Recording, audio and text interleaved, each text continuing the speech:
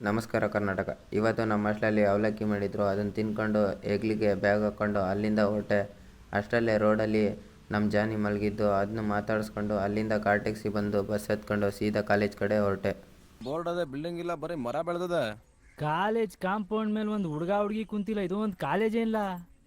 ಅನ್ನ ಉಣ್ಣ ಊರು ಬಿಟ್ಬಿಟ್ಟು ಯಾವ ಸುಡುಗಾಡು ಬಂದವಪ್ಪ ಕೇಳ್ಕೊಂಬತ್ತೀನಿ. ನಮ್ಮ ಕಾಲೇಜಲ್ಲಿ ಕಾಂಪೌಂಡ್ ಹತ್ರ ಎಲ್ಲ ಇರಲ್ಲ. ಇರೋ ಜೋಡಿಗಳೆಲ್ಲ ಸೊಳ್ಳೆ ಪಾರ್ಕಲ್ಲೇ ಕುಂತಿರ್ತಾರೆ. ಇವತ್ತು ಮರೆತು 11 ಗಂಟೆಗಿರೋ ಕ್ಲಾಸಿಗೆ 9 ಗಂಟೆಗೆ ಹೋಗ್ಬಿಟ್ಟಿದ್ದೆ ಗುರು. ಅದಕ್ಕೆ ಸ್ವಲ್ಪ ಹೊತ್ತು ಲೈಬ್ರರಿಯಲ್ಲೇ ಟೈಮ್ ಸ್ಪೆಂಡ್ ಮಾಡಿ ಅಲ್ಲಿಂದ ಕ್ಲಾಸ್ಗೆ ಹೋದೆ. ಇನ್ನೂ ಸ್ವಲ್ಪ ಜನ ಬಂದಿರಲಿಲ್ಲ. ಅದಾದಮೇಲೆಲ್ಲ ಬರೋಕ್ಕೆ ಸ್ಟಾರ್ಟ್ ಆದರು.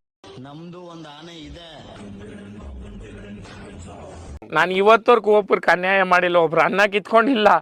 ಇವತ್ತು ಸ್ಯಾಟರ್ಡೆ ಆಗಿರೋದ್ರಿಂದ ಬೇಗ ಕ್ಲಾಸ್ ಮುಗೀತು. ಅದಕ್ಕೆ ನಾನು ನನ್ನ ಫ್ರೆಂಡ್ಸು ಊಟ ಮಾಡೋಣ ಅಂತ ನಮ್ಮ ಕಾಲೇಜ್ ಪಕ್ಕದಲ್ಲಿರೋ ಬಿರಿಯಾನಿ ಕುಟೀರಾಗ ಹೋಗಿ ಊಟ ಮಾಡಿಕೊಂಡು ಅಲ್ಲಿಂದ ನನ್ನ ಫ್ರೆಂಡ್ ಅಂಗಡಿ ಹತ್ರ ಬಂದೆ. ಅಷ್ಟರಲ್ಲೇ ಬಸ್ ಕೂಡ ಬಂತು. ಬಸ್ ಹತ್ಕೊಂಡು ಸೀದಾ ಹಾಸ್ಟೆಲಿಗೆ ಬಂದೆ. ಇವತ್ತಿಂದ ಇಷ್ಟೇ.